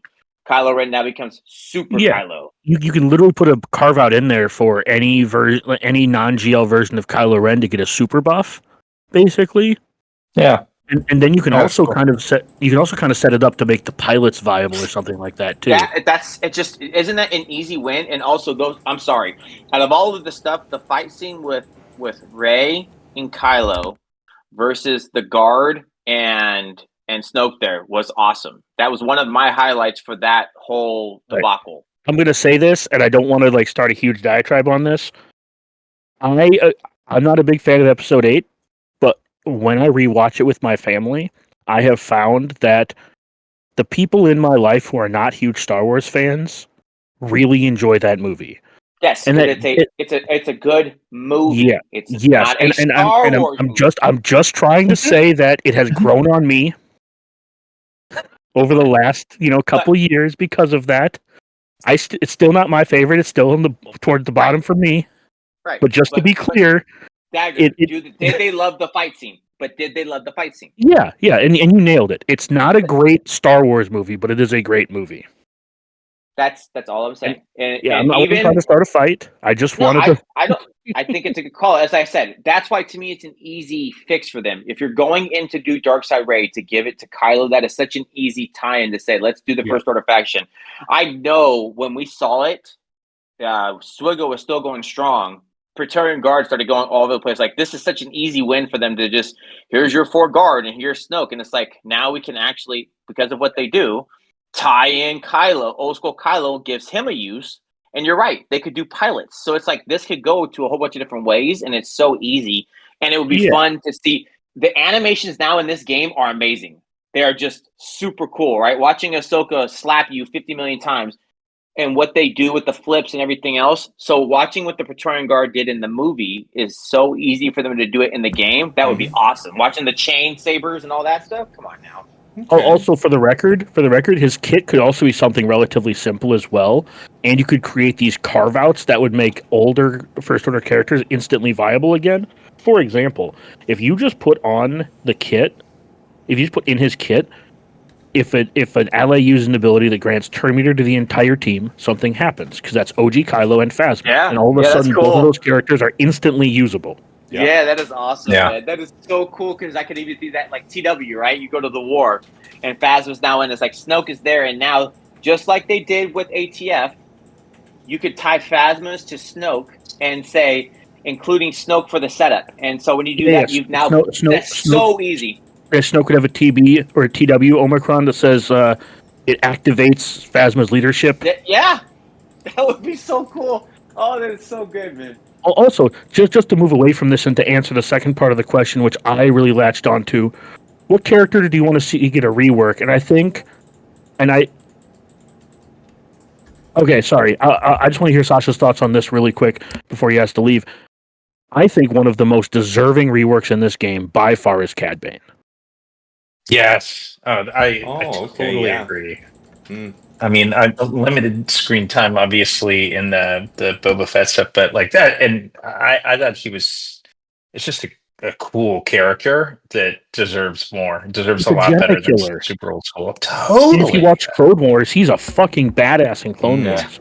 Totally. Well, let me just say that the one thing I would really look forward to seeing added here would be, I don't know how. And I don't know that the game needs more single character powerhouses, so maybe not in this way. But I was surprised by them adding Darth Bane this year, and I was delighted. I really like that character from Legends, and I like the whole Sith pedigree going back through Legends. So I would be very interested to see Marco Ragnos. I would be interested to see the Sith Emperor. The Sith, the ancient one, the one that like Darth, he had many names, but Darth Tenebrae was one. Darth Vitiate was another name. I know him by Vitiate. Emperor Valkorion is another name. Same guy, but like maybe that can be something they can play on the different eras of the Sith. To piggyback off of that too, we are missing 2 more of the SWTOR base classes for Sith. Sure. Like we have Assassin, Marauder, and Trooper. And I'm glad we talked about this Old Republic Jedi thing earlier, because I mean, I know at different points we've talked about other characters we'd like to see. It feels like there's ripe opportunity for growth there for both Sith and Old Republic Jedi, because we still haven't seen Satel Shan or any of the other big names from the SWTOR game. There's no reason they can't hit that up. And the reason I bring up the troopers is because if we ever get like a Vitiate, if we ever get Vitiate or Valkyrie, whatever you want to call him, if we ever get him, I want to see him like absolutely supercharge these troopers. Fair. I want to see him give like Marauder 200% off it. You know what I mean? Like, I want to see him just absolutely take these Sith minions and they also need to just give us murder fuck people. They need to give us those silver clad, those metal clad Sith troopers that you have in Darth Revan's ultimate popping off on the ship in Leviathan, like that. They need to add those in. All right, so if we're gonna, I got to ask one for the rework. There's only one thing I want to add because I'll take out the one thing you talk about. Old Republic, Jedi Council. Rework the Jedi Council. If they're the supreme ones in the universe, I don't care that they can stun droids or do anything else like that. You have literally the kings and the queens who sit on the Council of Jedi who well, they may have a chance to do some things. No, rework that whole team. I'm a Gundai, do some actual die. You know, Plo was Very cool with fair. the ship, but it's like all of these characters were in movies and all of that, Yeah. but are Yeah. just wasted Also, space. a quick All right, addition. No more also. I got to cut you off because I know Sasha's got to take I'm going off. to say one last thing on this because he brought it up. It still irritates the hell out of me that Consular and Guardian are not Old Republic Jedi when they're literally from fucking SWTOR. Fair. That's fair. I think that's fair. That's all I wanted to say. Okay, guys, we've made it to the end. It's time for takeaways and final thoughts. As a nod to you, Sasha, who's got a foot out the door and got to take off, let's have you go first. No takeaways, I guess, but what do you want to leave the people with as we kick off this new season of 3 versus 3? Yeah, I guess I'll leave. I'm excited for a new season with the change in datacrons, but what I'm anxious about is if there are enough sort of viable defensive squads out there, and that's why I'll take the positives where I can. That includes like Tuskens and I think Ahsoka's Spectre squad. I'm glad that the Great Mother Squad is not going to be totally marginalized, but the absence of defense crons, the Jedi stuff, and taking some of the interesting Rogue One stuff away, I'm a little concerned about defensive viability and anxious if we're going to move really quickly back to an efficiency meta. So I'm hopeful we won't. The only other thing I'll add to that is I don't think we'll necessarily know we're there for another week, because it always takes us just a little bit to at least figure out how to solve the new puzzles, even if they're not really daunting puzzles with this datacron set. But my concern is a week from now, are we going to be saying oh, well, no, I had a drop on the bottom front wall, and so my match was over because I knew I wasn't going to win. And I'm hoping that's not going to be the case. So that's kind of what I'm looking at. Yeah, Sure. exactly. Just to piggyback just slightly, the only downside to having the only speed bump, really, like you said, no defense, where the only real speed bump is bulk, means teams like Zori and CLS just get better. And there's nothing wrong with that specifically, but there are always ways around bulk for the most part, and there aren't really ways around defense. And that's why I think defense is super important. But yeah, I was just agreeing, just adding. Yeah, no, appreciate it. I've got to jump, you guys. I'll let you take it out from here. Yeah, but no Happy worries, New man. Year, Thanks for everybody. joining us. Thanks, guys. Same to you, buddy. Happy New Year to you too, Take buddy. care, man. All right, well, Dagger, how about you then? Your takeaways, your final thoughts, your last word for the people. Well, I hope you've enjoyed the ASMR session with Dagger, the second half of today's show. Yeah. Um, Yeah, I can practically hear your mustache on the microphone. I feel like I can. Yeah, there's background noise, so I'm just trying Just cupping it to your face. Just piggyback off of Dagger. Dagger, you've been coherent the entire time with no drops, man. So you living outside of the dungeon is amazing, and I commend you for it. It's true. It's true. But no. Yeah, I mean, obviously, I am a well-known hater of 3v3, but I'm not saying I'm coming around on it. But it is always refreshing to have a new Datacron set with 3v3, because you get to figure some stuff out, you get to try some stuff. And honestly, yeah, I know Fatal said this. It's like 5v5, as much as I like 5v5 so much more than 3v3, 5v5 just needs such a ridiculous rework that 3v3 is really the only thing you have left. Mm-hmm. It's not that I like 3v3, it's that 5v5 doesn't really exist. So I guess I'm here to play GAC in our only month every other month when we actually get to play GAC. Fair. All right, TJ, how about you? Your final thoughts for the people. I think Dagger nails it when he says it. The real GAC right now is threes. It is right now for the theory crafters who get to try things because you're limiting out the space. sparsity of datacrons for those of us who can mediocrely spend, not some of the other people. Hashtag Baby Yoda and some of our guild mates who talk as they've reached 3 hours in and like, you're still waiting, you're not red boxed yet.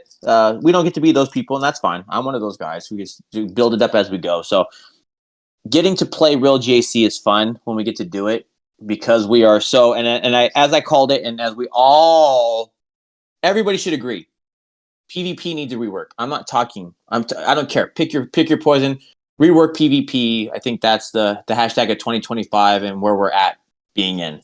I'm excited to see what we get to do this week. I'm excited to see if we get to answer the questions of what's the correct split, because we'll have that by the end of week 1, I would assume. And excited to see if that we don't live in an efficiency meta, because I really hate those. So those are my biggest things. Let's not live there, guys. Let's have some fun and slug some stuff out. Fair.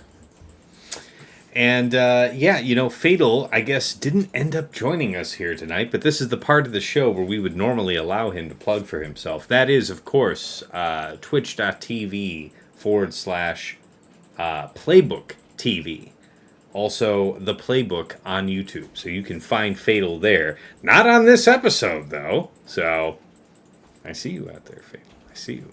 As for me, what I'm looking forward to the most is taking silly risks in week 1. That's kind of a typical thing for me, but I'm going to try and see just how wide I can spread some of these teams and have a viable defense. And when I say viable, what I mean is my opponents aren't immediately going to know what they want to line up against it, because that's kind of all that's left to me up here. We have a lot of power, and 3s is easier to get jammed up on than 5s, so okay, fair enough. It is where I think more interesting matches are had. Fair enough, but it can still be pretty efficient, and like the other guys have said, I play how I have to play. When the meta is saying that it's like, look, if you don't play careful, you're going to lose this match by 10 banners, and it's like, yeah, and then I end up winning by 10 banners. I was right. And then there's matches where I know this guy is never going to set something where he's worried about banners. He wants to mud wrestle. Then we can all have some fun. But I think figuring out where to go wide and create interesting challenges with some of these datacrons, and then having just perfect, overwhelming offenses is really good week 1 strategy, I think. All right. That about closes us up. Sorry, you guys. I want to add one thing. No, I want to add, this is the perfect time to support your local streamer. I'm just going to recall this out.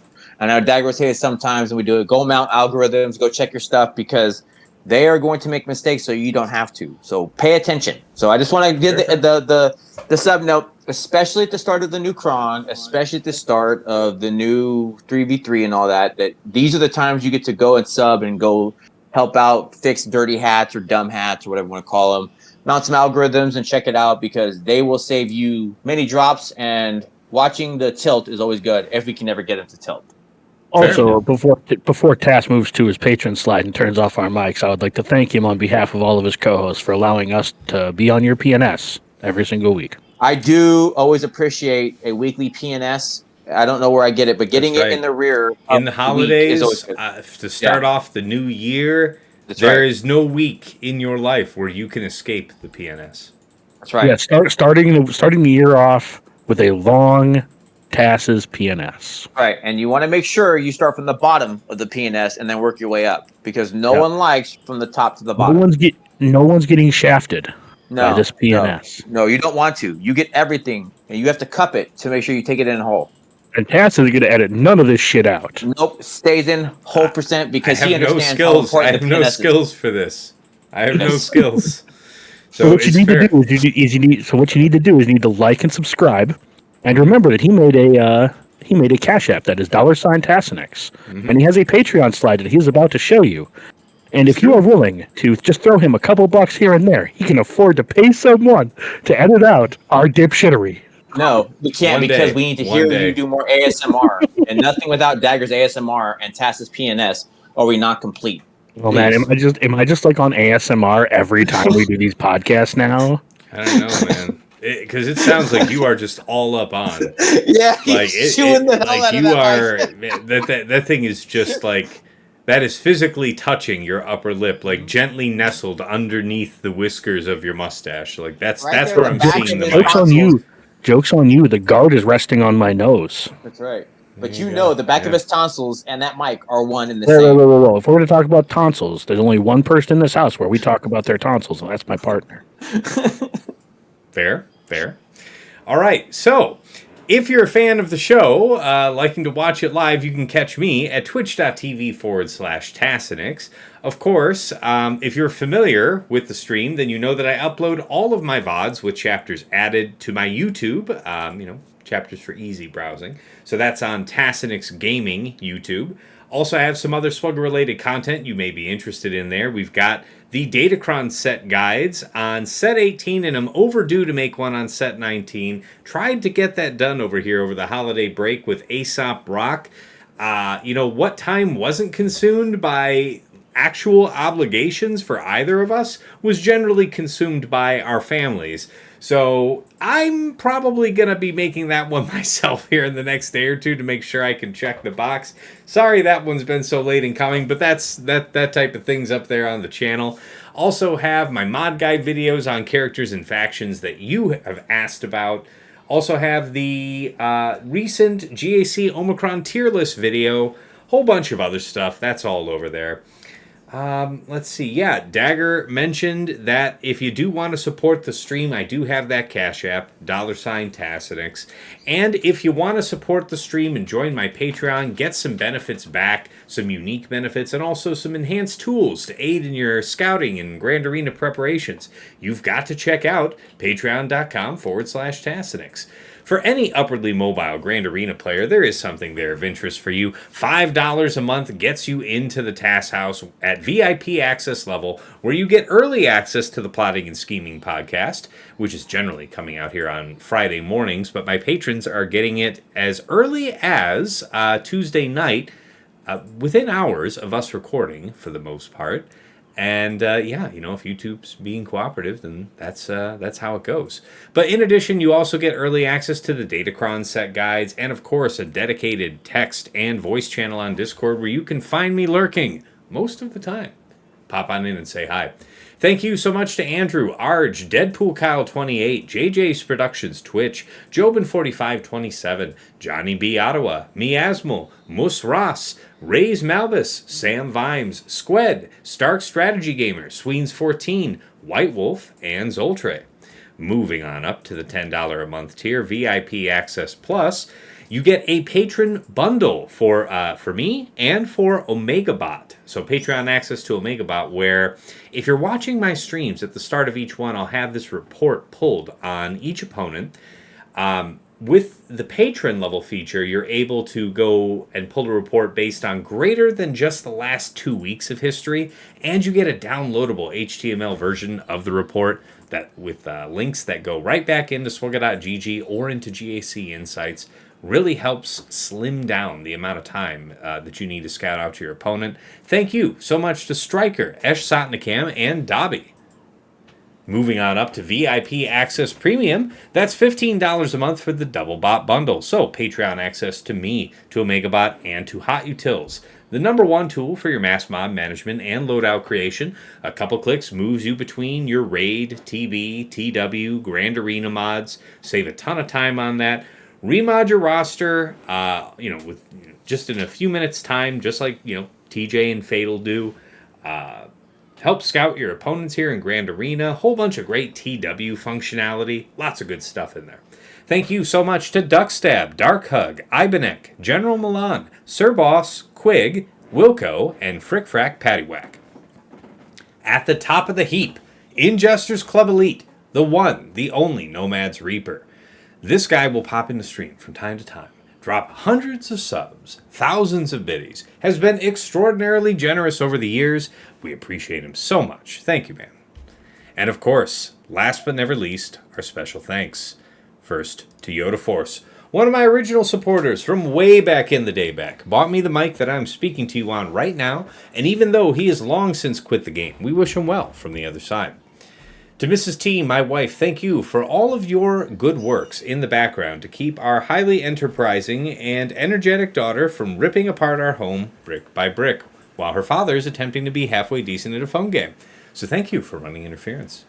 And of course, to my co-hosts here on Plotting and Scheming, Dagger, TJ, Sasha Aisha, and Fatal. Gentlemen, it is a pleasure and a privilege to ring in this new year with you guys. You know, we're closing up here later in the spring. It'll be 2 years running on this show. And I want to say, maybe only 1 week we've actually missed out. Otherwise, the 5 of us have been able to get this done now, week in, week out. We all learn from each other. Our community learns from us. Thank you guys so much for being part of this successful recipe.